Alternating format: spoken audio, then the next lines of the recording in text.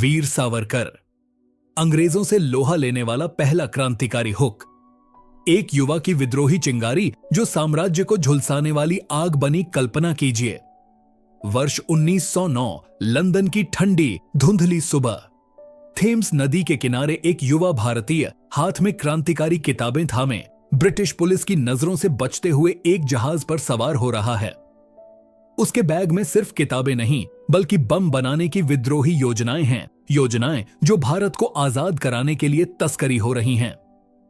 अचानक पुलिस का घेराव, वह जहाज से कूद पड़ता है, फ्रांस की मिट्टी पर पहुंचकर शरण मांगता है, लेकिन भाग्य ने साथ नहीं दिया, उसे वापस पकड़ लिया जाता है। यह कोई हॉलीवुड फिल्म का सीन नहीं है, बल्कि विनायक दामोदर सावरकर, जिन्हें हम वीर सावरकर कहते हैं, कि सच्ची जिंदगी का एक रोमांचक अध्याय है। वह पहले क्रांतिकारी थे जिन्होंने ब्रिटिश साम्राज्य को सीधी चुनौती दी, न सिर्फ हथियारों से बल्कि कलम और विचारों से। लेकिन उनकी कहानी सिर्फ विद्रोह की नहीं बल्कि दर्द, विश्वासघात के आरोपों और असाधारण साहस की है। आइए इस यात्रा में डूबें, जहां हर मोड़ पर एक अनोखा तथ्य आपको चौंका देगा, जैसे कि सावरकर ने कभी मादा मच्छरों को रानी विक्टोरिया कहकर चिढ़ाया था। चलिए शुरू करते हैं इस क्रांतिकारी की अनकही दास्तां को, जो आपको अंत तक बांधे रखेगी। बाल्यकाल, विद्रोह की जड़ें, जहां मस्जिद तोड़ने से शुरू हुई क्रांति। 28 मई 1883, महाराष्ट्र के नासिक के पास भगुर गांव। एक चित्पावन ब्राह्मण परिवार में जन्मा बालक विनायक दामोदर सावरकर, जिसका नाम ही उसके भाग्य का संकेत था। पिता दामोदर एक संस्कृत विद्वान थे, मां राधाबाई घर की देवी, लेकिन बचपन ही विद्रोह का बीज बो चुका था।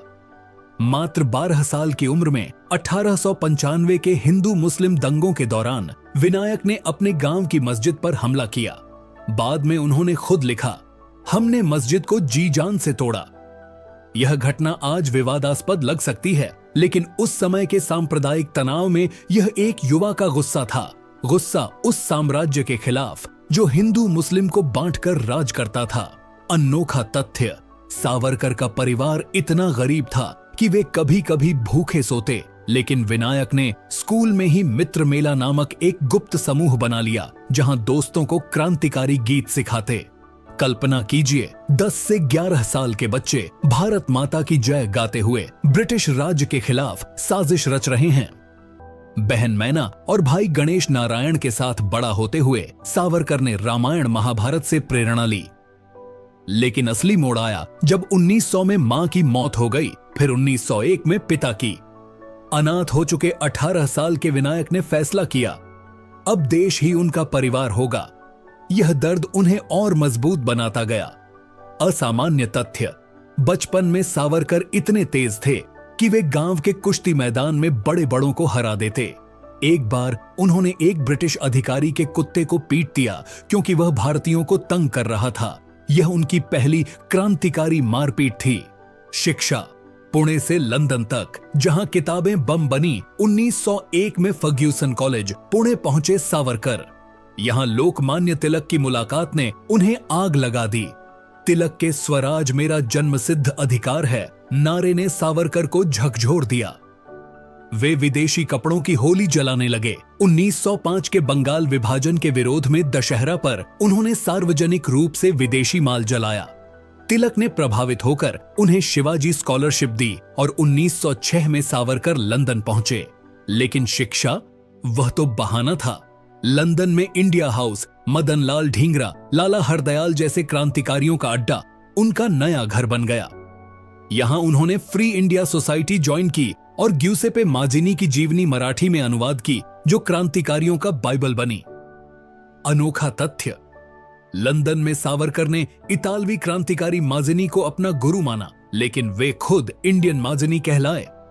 उन्होंने 1857 की क्रांति पर किताब लिखी, the Indian war of independence, जिसे ब्रिटिशों ने बैन कर दिया क्योंकि इसमें 1857 को पहला स्वतंत्रता संग्राम कहा। यह किताब इतनी खतरनाक थी कि भारत में तस्करी से भेजी गई और एक प्रति गांधी जी तक पहुंची। सावरकर की कलम इतनी तेज थी कि वे रोटी पर लिखकर जेल में संदेश भेजते। शिक्षा पूरी करने के बजाय उन्होंने हथियार तस्करी शुरू कर दी। नासिक कलेक्टर AMT जैक्सन की हत्या में इस्तेमाल पिस्तौल उसी का कमाल था। क्रांतिकारी गतिविधियां, अभिनव भारत से लंदन की साजिशें, जहां सावरकर बने भारतीय चिंगारिक 1903 में भाई गणेश के साथ मित्र मेला को अभिनव भारत बना दिया सावरकर ने।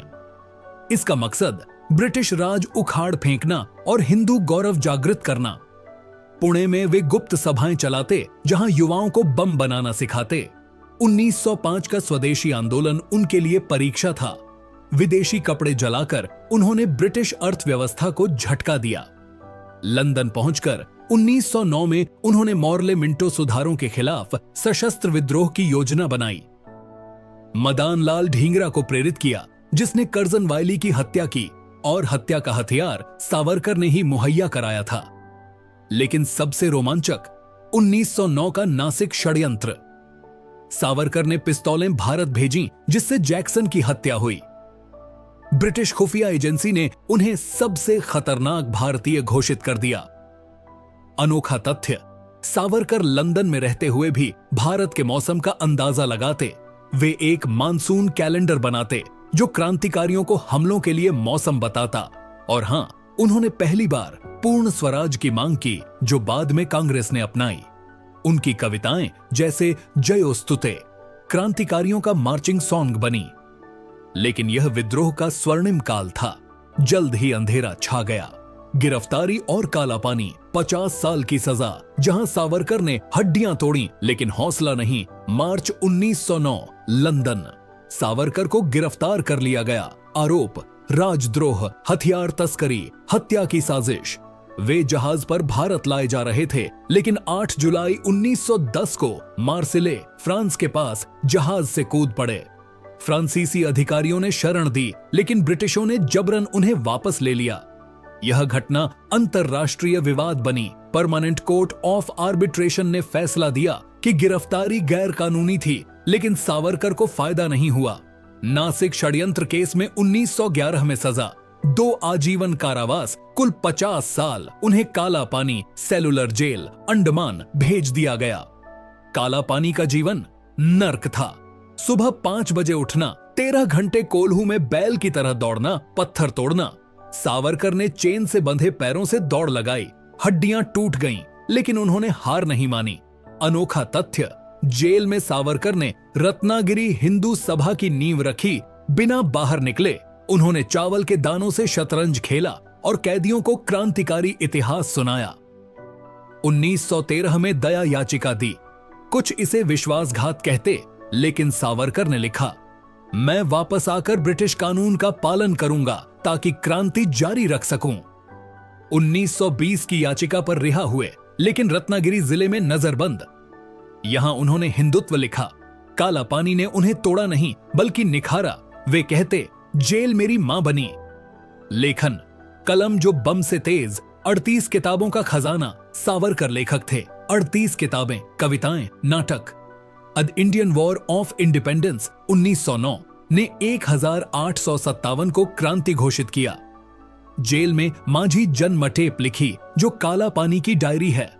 एसेंशियल्स ऑफ हिंदुत्व 1923 ने हिंदुत्व की नींव रखी। हिंदू वह जो भारत को पितृभूमि और पुण्य भूमि माने। अनोखा तथ्य, सावरकर नास्तिक थे। वे गाय पूजा के खिलाफ थे। कहते, गाय का ख्याल रखो, लेकिन मंदिर मत बनाओ। उनकी किताब 6 glorious epochs of Indian history 1963 में उन्होंने मराठा साम्राज्य को महिमा मंडित किया। ब्रिटिशों ने 8 किताबें बैन की, लेकिन सावरकर की कविता सावधानी ही सुरक्षा है आज भी प्रासंगिक है। उनकी रचनाएं इतनी गोपनीय थीं कि वे जेल की दीवारों पर खून से लिखते। हिंदुत्व विचारधारा, हिंदू राष्ट्र का सपना जो विवादों में घिरा 1937 में नजरबंदी खत्म हुई। सावरकर हिंदू महासभा के अध्यक्ष बने। हिंदुत्व, उनके लिए हिंदू राष्ट्र एक सांस्कृतिक एकता थी। जैन, सिख, बौद्ध सब हिंदू, लेकिन मुसलमानों ईसाइयों को बाहरी कहा। वे द्विराष्ट्र सिद्धांत के समर्थक बने। हिंदू और मुस्लिम अलग राष्ट्र। अनोखा तथ्य, सावरकर फांसीवाद के प्रशंसक थे। 1938 में उन्होंने नाजी जर्मनी की यहूदी नीति की तारीफ की। मुसलमानों की तुलना यहूदियों से की।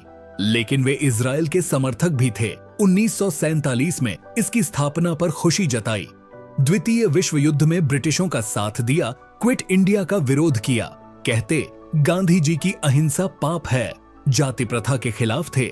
7 शैकल्स ऑफ हिंदू सोसाइटी में लिखा, लेकिन महिलाओं की शिक्षा को घरेलू सीमित रखना चाहते। बाद का जीवन, गांधी हत्या का आरोप और शांतिपूर्ण विदाई 1948, गांधी जी की हत्या। सावरकर आरोपी बने, नाथूराम गोडसे उनके शिष्य थे। अदालत में बरी हो गए, लेकिन कपूर कमीशन ने साजिश का संकेत दिया। अनोखा तथ्य, गोडसे पहली बार 1929 में सावरकर से मिले, जब वे 19 के थे। 1956 में अंबेडकर के बौद्ध धर्म अपनाने का विरोध किया। 1957 में संसद में सम्मान प्रस्ताव हार गया।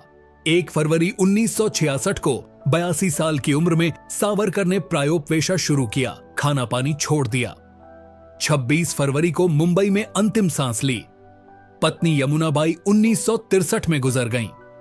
उनका अंतिम संस्कार बिना धार्मिक रीति के हुआ। आज पोर्ट ब्लेयर एयरपोर्ट उनका नाम धारण किए है। विवाद और अनोखे तथ्य, सावरकर की विरासत, जो आज भी बहस छेड़ती सावरकर की दया याचिकाएं विवाद का केंद्र रहीं। कुछ कहते विश्वासघात, कुछ रणनीति। वे समुद्री भोजन खाते थे, गैर शाकाहारी। वीर उपनाम खुद रखा 1926 में। नाजियों ने माइन कम्फ भेंट किया। जेल में मच्छरों को रानी विक्टोरिया कहकर मारते। हिंदू महासभा में उन्होंने ब्रिटिश सेना में भर्ती अभियान चलाया। उनकी किताबों ने आरएसएस को प्रभावित किया, लेकिन आलोचना भी, मुस्लिम विरोधी लेखन, हिंसा का महिमा मंडन। फिर भी वे पहले थे जिन्होंने हिंदुस्तान को हिंदू राष्ट्र कहा।